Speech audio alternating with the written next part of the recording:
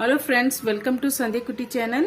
இன்னைக்கு நம்ம சேனல் மூலிமா ஒரு சூப்பரான கொத்தமல்லி சாதம் எப்படி செய்யுதுன்னு சொல்லிட்டு நம்ம பார்க்கலாங்க. அதுக்கு முன்னாடி நம்ம சேனலை சப்ஸ்கிரைப் பண்ணாதவர்களா இருந்தீங்கன்னா சப்ஸ்கிரைப் பண்ணிக்கோங்க. வாங்க இப்போ வீடியோக்குள்ள போகலாம். நான் மொத்தமா 4 பேர் அளவுக்கு நான் கொத்தமல்லி சாதம் செய்ய போறேங்க. அதுக்கு பாத்தீங்கன்னா தேவையான இன்கிரீடியன்ஸ் என்னென்னு சொல்லிட்டு நம்ம பார்க்கலாம். ஒரு கைப்பிடி அளவுக்கு நான் புதினா அலசிட்டு எடுத்து வச்சிருக்கேன். 2 கைப்பிடி அளவுக்கு கொத்தமல்லியிலே சின்ன சின்ன பீஸுகளை கட் பண்ணிட்டு அந்த காம்புகளோட கீழே இருக்கிற அந்த தண்டுகளோட நான் கட் பண்ணி வச்சிருக்கேங்க. அதுல தான் சத்து அதிகமாக கிடைக்கும், ஃப்ளேவரும் நல்லா இருக்கும். இப்போ இது கூடவே பார்த்தீங்கன்னா 6-7 வெள்ளை பூண்டு எடுத்து வச்சிருக்கேன். காரத்துக்கு 5-6 பச்சை மிளகாய், 2 இன்ச்சு அளவுக்கு இஞ்சி எடுத்து தோல் நீக்கிட்டு வச்சிருக்கேங்க. இப்போ இது எல்லாம் சேர்த்து கொஞ்சமா தண்ணி தெளிச்சு ஃபைன் பேஸ்ட் அரைச்சி எடுத்துட்டு வந்துடலாம். அரைச்சி எடுத்துட்டு வரதுக்குள்ளார ஆயில் சேர்த்துக்கலாங்க. நம்ம ஒரு கடாய் வச்சுக்கிட்டு கடாய் நல்லா சூடுபடுத்திக்கிங்க. டக் டக்குன்னு இது போல செய்யும் போது வேலை சீக்கிரமாவே முடியும். பாருங்க, எண்ணெய் நல்லா காஞ்சி வந்துடுச்சு. 1/2 டீஸ்பூன் அளவுக்கு கடுகு சேர்த்துக்கலாம்.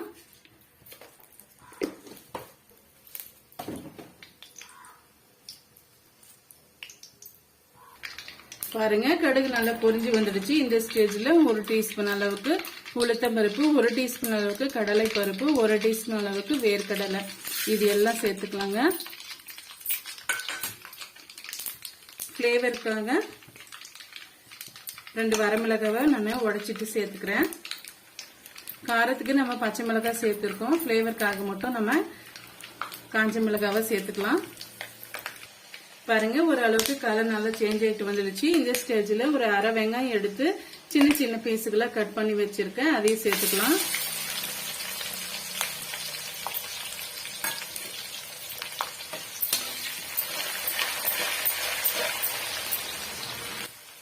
இந்த ஸ்டேஜ்ல ஒரு 1/4 டீஸ்பூன் அளவுக்கு பெருங்காயத்தூள் சேர்த்துக்கலாங்க. தேவையான அளவுக்கு உப்பு சேர்த்துக்கலாம். நான் 1/2 டீஸ்பூன் அளவுக்கு உப்பு சேர்த்துக்கிறேன். ஆல்ரெடி நான் சாதத்துல வடிச்சுதான் நான் உப்பு சேர்த்துதான் வடிச்சிருக்கேன். 1/4 டீஸ்பூன் அளவுக்கு மஞ்சத்தூள், இது எல்லாம் சேர்த்து ஒரு முறை வதக்கி விட்டுக்கலாங்க.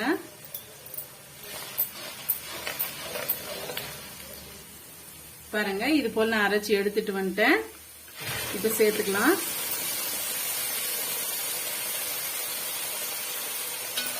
சேர்த்துட்டு நல்லா மிக்ஸ் பண்ணி விட்டுக்குங்க. இந்த பச்சை வாடெல்லாம் போயிட்டு எண்ணெய் பிரிஞ்சு வரணும், அது வரைக்கும் கொதிக்கி விட்டுக்கலாம். இந்த புதினா எதுக்காக நம்ம சேர்த்துக்கோன்னு பாத்தீங்கன்னா நல்ல ஒரு ஃபிளேவர் நமக்கு கிடைக்கும். ஜீரண சக்தியும் அதிகமாகுங்க கொத்தமல்லியும் புதினாவும் சேர்க்கும் போது.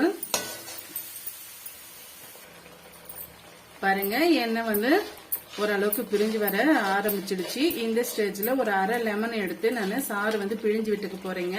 இது ஆப்ஷனல் தான். இது போல சேர்க்கும் போது லைட்டான புளிப்பு தன்மையோட நல்லா இருக்கும். விருப்பப்பட்டா சேர்த்துக்குங்க. இது போல நீங்க சேர்க்கும் போது ரொம்ப டேஸ்டியா இருக்கும். ட்ரை பண்ணி பாருங்க. சேர்த்துட்டு ஒரு முறை நல்லா மிக்ஸ் பண்ணி விட்டுக்குங்க. இன்னும் ஒரு 2 மினிட்ஸ்க்கு நல்லா கொதிச்சு வரட்டும். பாருங்க, நல்லா கொதிச்சு வந்துடுச்சு, எண்ணெயும் பிரிஞ்சு வந்துடுச்சு. இப்ப சாதம் சேர்த்துக்கலாம். சாதம் பாத்தீங்கன்னா நல்லா வேக வச்சு இது போல ஆற விட்டுருக்கேன். பாருங்க, இது போல நல்லா உதிரி உதிரியா இருக்கணும். இப்போ சாதம் நம்ம சேர்த்துக்கலாம். ரொம்பவே டேஸ்டியா இருக்குங்க. ரொம்ப ஹெல்த்தியான வெரைட்டி ரைஸும் கூட.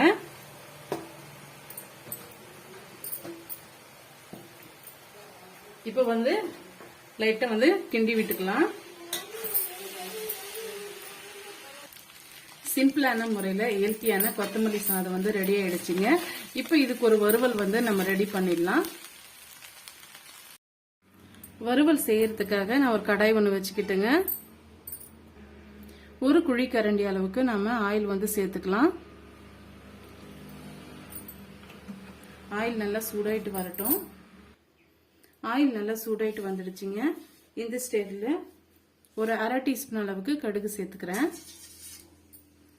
கடுகு நல்லா பொரிஞ்சு வரட்டுங்க. பாருங்க, கடுகு நல்லா பொரிஞ்சு வந்துடுச்சு. இந்த ஸ்டேஜ்ல 2 பெரிய சைஸ் உருளைக்கிழங்கு இது போல கட் பண்ணி வச்சிருக்கேன், இல்லை நீங்கள் ஸ்கொயர் ஷேப்பில் கூட நீங்கள் கட் பண்ணிக்கோங்க. இப்போ இந்த எண்ணெயிலே நம்ம போட்டு வதக்கலாம்.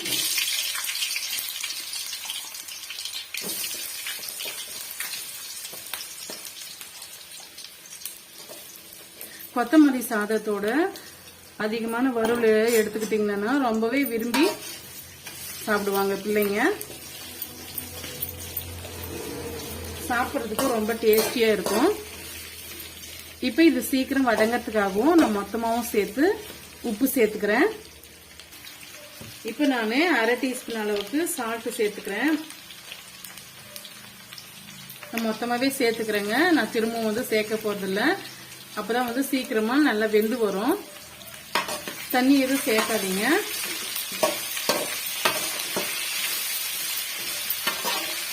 இந்த எண்ணெயிலேயே நல்லா வந்து வெந்து வந்துருங்க உருளைக்கிழங்கு.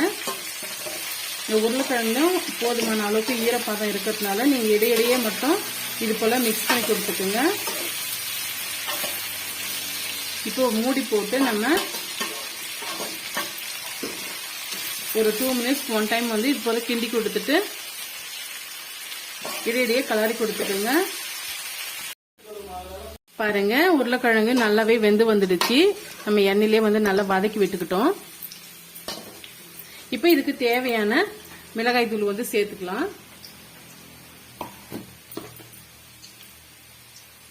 நான் வந்து தலை வெட்டி மிளகாய் தூள் வந்து சேர்த்துக்கிறேன். இது கூடவே 1 டீஸ்பூன் அளவுக்கு மல்லித்தூள் வந்து சேர்த்துக்கிறேங்க.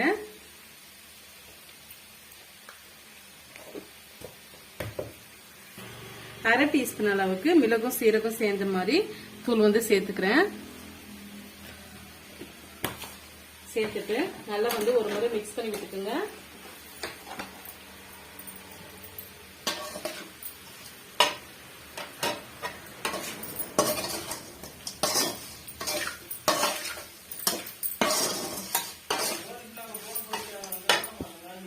பாருங்க உருளைக்கிழங்கு வறுவல் வந்து ரெடி ஆயிடுச்சு. இப்ப நம்ம கொத்தமல்லி சாதத்தோட நம்ம சர்வ் பண்ணிக்கலாம். ரொம்பவே டேஸ்டியா இருக்குங்க.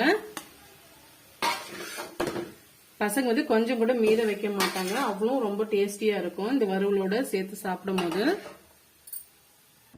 ரொம்பவே டேஸ்டியான கொத்தமல்லி சாதமும் உருளைக்கிழங்கு வறுவலும் வந்து ரெடி ஆயிடுச்சுங்க. இந்த சிம்பிளான ஹெல்த்தியான ரெசிபி வந்து உங்களுக்கு பிடிக்கும்னு நினைக்கிறேன். பிடிச்சிருந்தா மறக்காம சந்திக்குட்டி சேனலுக்கு சப்ஸ்கிரைப் பண்ணுங்க. ஃப்ரெண்ட்ஸ் அண்ட் ஃபேமிலியோட ஷேர் பண்ணுங்க. தேங்க்யூ.